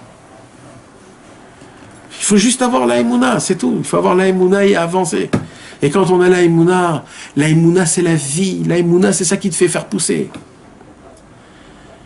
La grandeur d'Avraham Avinu, c'est qu'il a tenu les 10 épreuves. Hachem, il nous envoie des épreuves. Il faut juste tenir. Et sachez qu'on a des forces qui sont cachées en nous. Ils sont cachées en nous. Et toutes les épreuves, on peut les surpasser. Et les épreuves, à nous qu'on reçoit, ils sont faits à la seconde et au millimètre en fonction de tes forces pour faire sortir tes forces cachées. Ni plus ni moins. C'est-à-dire, Hachem, il a fait une recette d'un problème, une recette qui est au millimètre près, qui est faite que pour toi, que dans cette situation, c'est pour une force qui est en toi pour qu'elle sorte. Elle est faite pour toi, c'est pas pour personne d'autre. Quand tu reçois un problème en vérité, on doit chanter, danser, on dit Hachem, je suis content. C'est comme si tu montes dans le ring. Quand quelqu'un il monte dans le ring, il pleure. Il pleure quand il a un adversaire tout fatigué en face de lui. Non, quand il monte quelqu'un dans le ring, même s'il voit quelqu'un avec un coup comme ça, il est là, il est content. Ce que je te dis, quand exactement. il a un adversaire qui est pourri, exactement. il n'est pas content. Exactement. Il se dit au moins, voilà. Pourquoi? Parce que ça, c'est un adversaire. Qu'est-ce qu'il lui dit le coach? Est-ce qu'il y a un autre endroit dans le monde où tu voudrais être maintenant tout de suite là? Si le combattant il dit non, c'est là que je veux être, il n'y a aucun endroit dans le monde, il dit bah le combat est déjà terminé. Il est déjà terminé. Pourquoi? Parce que c'est que ça que j'ai en face de moi. Je vais me défouler. Quand tu as quelqu'un qui est plus fort que toi, c'est pas obligé que c'est le plus fort qui va gagner. Qu'est-ce qui va te faire le plus fort? Le plus fort, il est là pour te faire à toi, faire sortir tes forces à toi qui sont en toi. Donc en fait, lui, c'est quoi? C'est ton cadeau le plus grand au monde. Prends ton cadeau, 500 kilos, une masse comme ça. Et là, défoule-toi. Et là, tu vas découvrir à toi-même qui tu es vraiment. Et là, tu vas dire, je n'y crois pas. Eh ben oui, mon frère. Et ça, c'est encore 0% de ce que tu peux encore enlever. Avraham Avinu, il croyait dans ça. Nous, on doit y croire. Si nous, on y croit dans ça, on sera des patriotes. Bezrat Hashem. Des patriotes! Des patriotes! Patriarche. Des patriotes. Non, des patriotes! Des patriotes! C'est des combattants dans la guerre. D'accord, ok. Un patriote. Un patriote, c'est quelqu'un qui aime son pays, qui se bat pour son pays. Ouais, qui se bat pour son pays. Ouais, mais c'est pas le mot. Alors le mot, c'est tu seras un combattant, un soldat. Un soldat, un warrior. Un soldat, un warrior, exactement. Un Bezrat Hashem. Des patriotes. Bezrat Hashem. C'est patriote. J'en ai plein des patriotes. Qu'Akadosh Baruch Hu entendre toutes nos prières par le srout d'Avraham Avinu, Bezrat Hashem. Et ce soir, c'est la Hula de Rabbi Israël Cordonneur. Si vous pouvez allumer une bougie, mes amis, c'est important, énormément important. Rabbi Israël Cordonneur, Mamash. On a parlé de la Messirut Nefesh, Rabbi Israël Cordonneur.